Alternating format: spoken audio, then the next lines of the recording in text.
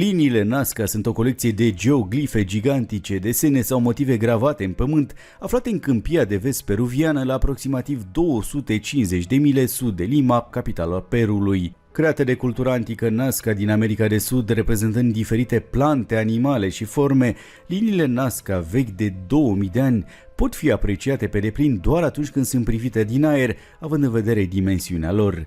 În ciuda faptului că au fost studiate timp de peste 80 de ani, geoglifele, care au fost desemnate Patrimoniu Mondial UNESCO în 1994, sunt încă un mister pentru cercetători. Ce sunt de fapt liniile Nazca? Există trei tipuri de bază de linii Nazca: linii drepte, modele geometrice și reprezentări picturale. Există mai mult de 800 de linii drepte pe câmpia de coastă, dintre care unele sunt de 48 de kilometri lungime. În plus avem peste 300 de modele geometrice care includ forme de bază cum ar fi triunghiuri, dreptunghiuri și trapezuri, precum și spirale, săgeți, zigzaguri și linii ondulate. Liniile Nazca sunt probabil cel mai bine cunoscute pentru reprezentările aproximativ 70 de animale și plante, dintre care unele măsoară până la 370 de metri lungime. Exemplele includ un păianjen, un colibri, un cactus, o maimuță, balenă, o lamă, o rață, floare, un copac, o șopârlă și chiar și un câine. Poporul Nazca a creat de asemenea și alte forme, cum ar fi o figură umanoidă, poreclită astronautul, mâini și unele reprezentări neidentificabile. În 2011, o echipă japoneză a descoperit un nou desen care pare să reprezintă o scenă de decapitare, care la aproximativ 4,2 metri lungime și 3,1 metri lățime este mult mai mică decât alte figuri Nazca și nu este ușor de văzut în studiile aeriene. În 2016, aceeași echipă a găsit un alt desen, de această dată care descrie o creatură mitică de 30 de metri lungime, care are mai multe picioare și marcaje pătate și scoate limba. Iar în 2018, arheologii peruani au anunțat că au descoperit peste 50 de noi geoglife în regiune, folosind tehnologia dronelor pentru a cartografia reperele în detalii fără precedent. Antropologii cred că civilizația Nazca, care a început în jurul anului 100 înainte de Hristos și a înflorit până la 700 de era noastră, a creat majoritatea liniilor Nazca. Culturile Chavin și Paracas, care preced Nazca, ar fi putut crea de asemenea unele dintre ele. Liniile Nazca sunt situate în câmpiile deșertice ale bazinului Rio Grande de Nazca, un sit arheologic care se întinde pe mai mult de 75.000 de hectare și este unul dintre cele mai uscate locuri de pe pământ. Podeaua deșertului este acoperită de un strat de pietricele acoperită cu oxid de fier de o culoare ruginie. Popoarele antice au creat desenele lor prin eliminarea pietricelelor de pe suprafață de la 12 la 15 cm, dezvăluind nisipul mai deschis de culoare de mai jos. Probabil au început cu modele la scară mică și au mărit cu atenție proporțiile modelelor pentru a crea aceste uriașe desene în nisip. Cele mai multe dintre geoglifele cunoscute s-au format prin îndepărtarea rocilor doar de la marginea figurilor, în timp ce altele s-au format prin îndepărtarea rocilor din interior. Având în vedere cantitatea scăzută de ploaie, vânt și eroziunea din deșert, desenele au rămas în mare parte neatinse de-a lungul secolelor. Care este semnificația acestor desene? Un arheolog peruvian extrem de cunoscut a început un studiu semantic al liniilor din 1926, dar geoglifele au câștigat o atenție largă doar când piloții au zburat deasupra lor în 1930. De atunci experții au început să studieze semnificația acestor linii. La sfârșitul anilor 1930 și începutul anilor 40, istoricul american Paul Kosok a studiat geoglifele de la sol, dar și din aer. Bazându-se pe poziția relativă a uneia dintre liniile pe care le-a studiat la soare în jurul solstițiului de iarnă, el a concluzionat că acestea au un scop legat de astronomie.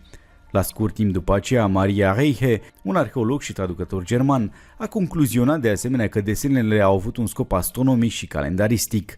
I-a mai crezut că unele dintre geoglife care înfățișau animale erau reprezentarea unor constelații. La sfârșitul anilor 1960 și începutul anilor 70, alți cercetători, inclusiv astronomul american Gerald Hawkins, au examinat liniile Nazca și nu au fost de acord cu explicația. În schimb, au găsit tot fel de explicații science fiction, cum ar fi cele referitoare la extraterestri sau astronauții antici. Cercetări mai recente au sugerat că scopul liniilor Nazca a fost legat de apă, o marfă valoroasă în ținuturile aride ale câmpiei de coastă peruviene. Geoglifele nu au fost folosite ca un sistem de irigare sau ca ghid pentru a găsi apa, ci mai degrabă ca partea unui ritual pentru zei, un efort de a aduce ploaia atât de necesară. Unii cercetători indică reprezentările animalelor, dintre care unele sunt simboluri pentru ploaie, apă sau fertilitate. Ele au fost găsite și în alte locuri antice peruviene, pe ceramică, ca dovadă a acestui teorii.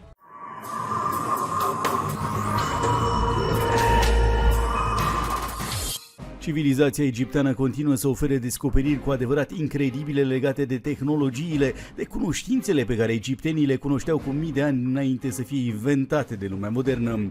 Unele dintre relicvele lăsate în urmă de această civilizație, a cărei origine continuă să creeze controverse, este așa numitul disc al lui Sabu, un obiect de piatră care sfidează aproape orice logică. De-a lungul anilor au apărut multe teorii ciudate în încercarea de a-i descoperi adevăratul scop.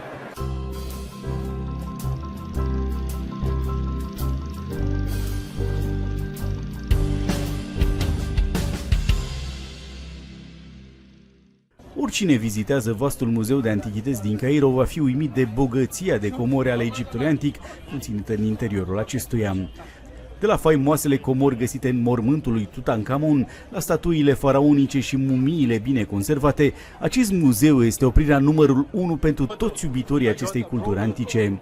Dar în timp ce veți fi uimiți de aceste comori populare, un obiect curios poate fi ușor trecut cu vederea: discului Sabu. Acest obiect ciudat are o formă circulară și măsoară aproximativ 610 mm în diametru și aproximativ 104 mm în înălțime. A fost descoperit în 1936 de un egiptolog britanic renumit, Walter Bryan Emery, și a fost datat în cele mai vechi perioade ale Egiptului antic. Emery și-a dedicat cariera săpăturilor în vara râului Nil, iar între 1935 și 1939 a efectuat numeroase cercetări și săpături în cimitirele din Saqqara. Locul de odihnă al multor personaje de rang înalt în perioada dinastică timpurie, Saqqara este unul dintre cele mai vechi și mai mari necropole din Egiptul antic. Bineînțeles, săpăturile din Saqqara au dat multe obiecte importante și valoroase, dar niciunul atât de ciudat ca discul lui Sabu. Emery l-a descoperit în timp ce săpa mormântul prințelui Sabu, un guvernator din prima dinastie și fiul celebrului faraon Anedjib. Acesta din urmă a fost al cincilea conducător al primei dinastii și a succedat puternic faraon Den. Din păcate, se știu puține lucruri despre fiul Anedjib, prințul Sabu. Acesta nu i-a succedat tatălui său pe tron, dar a primit totuși o înmormântare onorabilă în Saqqara. Istoria nu consemnează prea multe detalii despre relațiile dinastice din prima dinastie, așa că s-ar putea să nu știm niciodată despre soarta lui Sabu, despre rolul său exact la curte sau despre evenimentele politice din acea perioadă. Emery scrie că Sabu a fost probabil un alt funcționar și un administrator al unei provincii, atât în timpul domniei faraonului Den, probabil bunicul său, cât și a tatălui său. Mustaba, mormântul prințului Sabu, a fost descoperit chiar în marginea platoului din partea de nord a Saqqarei. Era situat la aproximativ 1,7 km nord de emblematica piramidă în treptea lui Djoser. Desemnat ca mormântul 3111, a fost excavat de Emery în 10 ianuarie 1936. Mormântul era format din 7 camere funerare, fiecare dintre ele fiind presărată cu bunuri funerare asortate. Cea mai mare cameră conținea corpul prințului Sabu, care era însoțit de numeroase obiecte funerare. Cele mai multe dintre acestea nu erau nimic ieșit din comun: oase de animale, unelte din silex, vase de ceramică, obiecte din fildeș, boluri de piatră. Dar un singur obiect ieșea în evidență: un disc rupt în numeroase bucăți. Odată reasamblat cu grijă, discul lui Sabu, așa cum a fost numit, a intrigat mulți egiptologi de frunte. Obiectul în formă de disc seamănă cu un castron cu fundul rotund și are 3 lobi extrem de subțiri, sculptați și curbați la intervale de aproximativ 120 de grade în jurul periferiei castronului. Acești lobi sunt separați de margine prin 3 găuri bine convexe. În centrul discului se află un tub subțire cu un diametru de aproximativ 10 cm. Obiectul este construit din șist. Șistul este alcătuit din granule grosiere și se caracterizează prin minerale alungite în straturi marcate. Are tendința de a se fărâmița atunci când este prelucrat și poate fi zdrobit foarte ușor atunci când îi se aplică unelte. Iată deci primul mister: cum a fost sculptat discul cu detalii atât de fine. Când ne punem această întrebare, trebuie să luăm în considerare vârsta discului.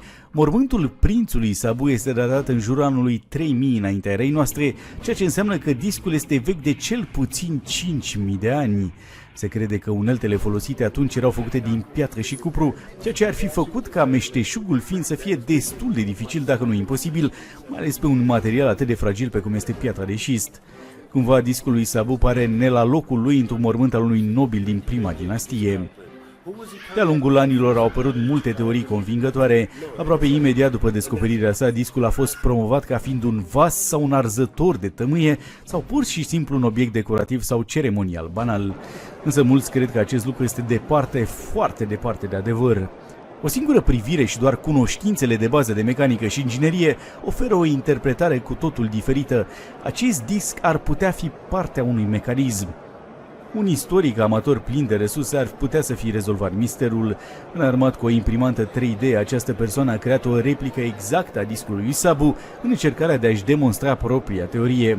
Discul ar fi un rotor antic, o parte a unei pompe centrifuge. Atunci când era plasat într-o carcasă și propulsat la viteză mare prin intermediul arborului mic din centrul său, discul era extrem de eficient în deplasarea apei. Mai mult, atunci când este propulsat fără o carcasă care să direcționeze apa deplasată, discul creează un vortex puternic. Datorită detaliilor sculptate în mod complicat, discul este capabil să deplaseze apa cu ușurință și pare a fi o componentă crucială a unui mecanism de pompare a apei. Un fapt vine în sprijinul acestei teorii. Egiptul antic depindea de irigații. Mai târziu, în istoria lor, au perfecționat gestionarea apei prin irigarea bazinelor, un proces care le permitea să controleze creșterea și scăderea râului. Astfel au reușit să-și maximizeze recoltele și să-și sporească capacitățile agricole. Așadar, de ce ar fi ciudat să considerăm că au făcut încercări de a crea un design avansat care să ajute să irige terenurile rapid și eficient? Un obiect de lut și mai vechi, datat în perioada predinastică, este ciudat de asemănător cu discul lui Sabu. Acest obiect prezintă 3 șerpi sărind din centrul unui disc care arată extrem de asemănător cu discul Sabu, cu tot cu axul central și cele 3 găuri biconvexe. Ar putea reprezenta acest obiect de lut 3 găuri de apă propulsate de pe disc? Pare foarte probabil. Dar șistul nu pare a fi un material suficient de rezistent pentru a fi un mecanism de pompare. Acest lucru sugerează altceva. Artizanii din prima dinastie a Egiptului încercau să recreeze un obiect mai vechi folosind unelte și materialele pe care le aveau la dispoziție, un obiect pe care poate nu îl înțelegeau pe deplin. Multe teorii sugerează că discul lui Sabu este doar o replică din piatră de șist a unui obiect original realizat din metal. Se sugerează chiar că obiectul a fost descoperit printre rămășițele unei civilizații mai vechi, mai avansate, una care a precedat istoria timpurie a Egiptului antic. Renumitul autor elvețian Erich von Däniken este unul dintre principalii susținători ai teoriei conform căreia extraterestrii sau civilizațiile superioare avansate au influențat primii oameni. El sugerează că discul lui Sabu a fost o copie în piatră egipteană a unei componente interne din hiperpropulsorul unei nave extraterestre sau, mai simplu, un model de piatră a unei farfurii zburătoare. Alții au asemănat discul cu volanele avansate cu margine oșară, care a fost dezvoltate în anii 1970 de inginerii de la rochete de la Lockheed Martin și există într-adevăr o mulțime de asemănări. Cu toate acestea, unii au propus un rol mult mai simplu pentru disc. Aceștia afirmă că cei 3 lobi erau folosiți pentru a ține firele de mătase sau de frânghie. Când discul era învârtit, acesta țesea cele 3 fire într-unul singur, creând sfoară sau frânghii mai groase. Această teorie este însă adesea respinsă ca fiind pur și simplu prea simplă. Egiptenii nu ar fi mers atât de departe pentru a crea discuri doar pentru a țese fibre, când alte metode erau disponibile destul de vreme și erau mult mai ușor de realizat. Există și alte teorii, unele mai extreme decât celelalte. Un autor francez sugerează că discul lui Sabu este doar unul dintre multele care făceau parte integrante dintr-o fabrică timpurie. Această teorie complexă explică modul în care egiptenii antici fabricau carbonat de sodiu în interiorul piramidelor, folosind sisteme și tehnologii avansate. Dar cum se poate observa, o mulțime de propuneri pur și simplu alunecă pe tărâmul imposibilului și par să se bazeze mai mult pe împlinirea dorințelor decât pe arheologie solidă. Hipermotoarele antice, complexele de fabrici, volanele și alte sugestii improbabile sunt pur și simplu imposibile de dovedit. Pe de altă parte, știința tradițională are tendința suspectă de a respinge orice sugestie conform căreia discul ar face parte dintr-un mecanism. Arheologia mainstream consideră că discul era un simplu arzător de tămâie sau, fără menajamente, un simplu vas. A face eforturi atât de extreme pentru a lustrui și a modela piatra de șist super delicată într-o formă atât de complexă, doar pentru a crea o vază, pare la prima vedere puțin probabil. Chiar și procesul folosit pentru a crea discul este dificil de explicat, având în vedere vechimea acestuia. Dar dacă acceptăm faptul că acesta este într-adevăr un lucru pe care artizanii din prima dinastie au fost capabili să-l creeze cu uneltele pe care le aveau la dispoziție, întrebarea rămâne: în ce scop? Pare clar că discul lui Sabo făcea parte din ceva complex.